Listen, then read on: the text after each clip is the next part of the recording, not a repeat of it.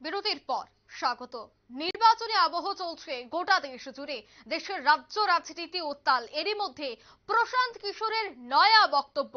এবার প্রশান্ত কিশোর বললেন যে সব অসৎ নেতা রয়েছে বিরোধী দলে।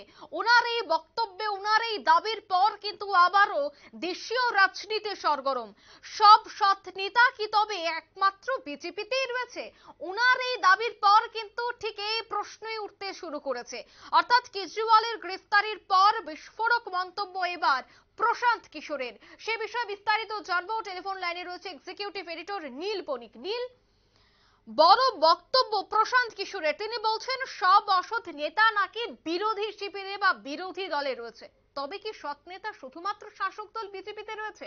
তিনি কি বলতে চেয়েছেন যদি একটু তুলে ধরো। দেখো, প্রথম কথাই যদি তোমাকে বলি তাহলে হচ্ছে প্রশান্ত কিশোর যে মন্তব্যটা করেছে সেটা হচ্ছে অত্যন্ত তাৎপর্যপূর্ণ। প্রশান্ত কিশোর যেটা বলার চেষ্টা করেছেন, যে প্রশান্ত কিশোর যেটা বলার মূলত চেষ্টা করেছেন যে সমস্ত অসৎ নেতা কি বিজেপিতেই রয়েছেন। এই প্রশ্নটা শুনে হয়তো অনেকেই মনে করবেন যে প্রশান্ত কিশোর বিজেপিকে সার্টিফিকেট দিয়েছেন বা বিজেপি নেতাদের সার্টিফিকেট দিয়েছেন। সেই রকমটা কিন্তু মোটেও নয়।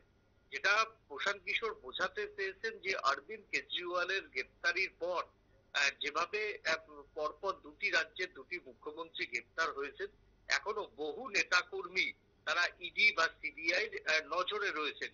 সেই জায়গাতে প্রশান্ত কিশোর বলতে চেয়েছেন যে সব বিরোধী রাজনৈতিক দলের নেতাই কি অসৎ, অর্থাৎ শুধুমাত্র এখনো পর্যন্ত দেখো ইডি বা সিবিআই বেছে বেছে বিরোধী দলের নেতা কর্মীদেরই কিন্তু টার্গেট করেছে। এখনো পর্যন্ত এই দীর্ঘ নরেন্দ্র মোদীর সময়কালে 5 বছরে সেভাবে কিন্তু দুর্নীতির দায়ে কোনো বিজেপি নেতা বা বিজেপির মন্ত্রী বা বিজেপির হাই প্রোফাইল নেতাকে জেলে যেতে দেখা যায়নি। এই প্রসঙ্গ টেনেই প্রশান্ত কিশোর বোঝাতে চেয়েছেন তাহলে কি দেশের যত অসৎ মানুষ বা অসৎ রাজনৈতিক নেতারা রয়েছেন তাদেরা কি সবাই তোমার হচ্ছে বিরোধী দলই অবস্থান করছেন, অন্যদিকে শাসক দলে কি কোনো দুর্নীতি নেই। এই ভাষাতেই কিন্তু প্রধানমন্ত্রী এবং বিজেপিকে কিন্তু কটাক্ষ করলেন প্রশান্ত কিশোর।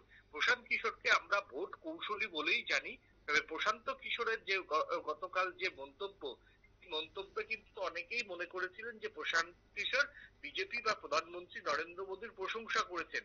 একবারে সেটার জন্যও না, প্রশান্ত কিশোর যেটা বোঝাতে যে প্রধানমন্ত্রী বা বিজেপির উদ্দেশ্যে প্রশ্ন করেছেন যে বিরোধী রাজনৈতিক দল অর্থাৎ সমস্ত বিরোধী রাজনৈতিক দলেই অসৎ নেতা রয়েছেন, আর একমাত্র দল যেটা বিজেপিতেই সৎ নেতা। এই প্রশ্নটা কিন্তু প্রধানমন্ত্রীর উদ্দেশ্যে তিনি ছেড়ে দিয়েছেন। এখন দেখার যে প্রধানমন্ত্রী এই যে বা বিজেপির কেন্দ্রের উপরের নেতৃত্ব বিষয়টাকে কিভাবে দেখে।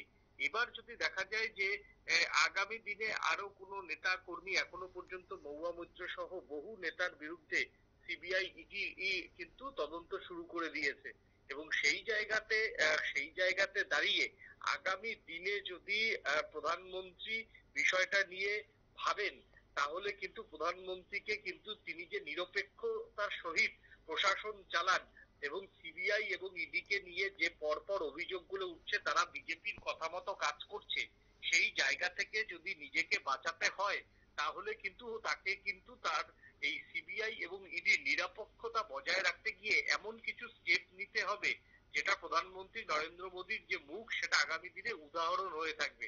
এটা ঠিক যে যারা দুর্নীতি করেছে তাদের গ্রেপ্তার করেছে সিবিআই এবং ইডি, এগুলো স্বশাসিত সংস্থা। বিষয়টি আদালতে উঠবে, কে চোর কে দোষী কে নির্দোষ সেটা আদালতে সব পক্ষই প্রমাণ করার সুযোগ পাবে। সেটা কিন্তু সময় সাপেক্ষ, কিন্তু ভোটের মুখে পলিটিক্যাল ব্যক্তিরা যদি অ্যারেস্ট হয় তাহলে তাদের গায়ে একটা কালির দাগ লেগে যায় এবং সেই কালির দাগে কিন্তু তাদের জনগণের কাছে কৈফিয়ত দিতে হয়। এখন যেহেতু বিজেপি কেন্দ্রীয় সরকারের অধীনে রয়েছে, ইনকাম ট্যাক্স তাদের আন্ডারে রয়েছে, ইডি তাদের আন্ডারে রয়েছে, সিবিআই তাদের আন্ডারে রয়েছে, সমস্ত এজেন্সিগুলো তাদের আন্ডারে রয়েছে, তো এমন কোন স্টেপ যদি না নেওয়া হয় তাহলে কিন্তু আগামী দিনে সিবিআই এবং ইডির মানে ভাবমূর্তি নিয়েও দেশের মানুষের কিন্তু ইতিমধ্যেই প্রশ্ন উঠেছে, সেই প্রশ্ন কিন্তু আরো বাড়বে বলেই মনে করা হচ্ছে। একদমই ধন্যবাদ নীল। অর্থাৎ প্রশান্ত কিশোর উনি বড় বক্তব্য রেখেছেন। তিনি বলছেন যে সব অসৎ ব্যক্তি কি তবে বিরোধী দলে রয়েছে? অর্থাৎ একের পর এক বাংলা সহ দিল্লি বিভিন্ন জায়গায় দেখা যাচ্ছে যে বিরোধী দলের নেতৃত্বরা, তাবড় তাবড় নেতৃত্বরা, বিধায়কেরা এখন মুখ্যমন্ত্রী পর্যন্ত বিভিন্ন অভিযোগে জেলে রয়েছেন। তবে আসলে সৎ ব্যক্তিটাকে নিয়ে নিচ্ছে ছোট্ট একটি বিজ্ঞাপন বিরতির সঙ্গে থাকুন।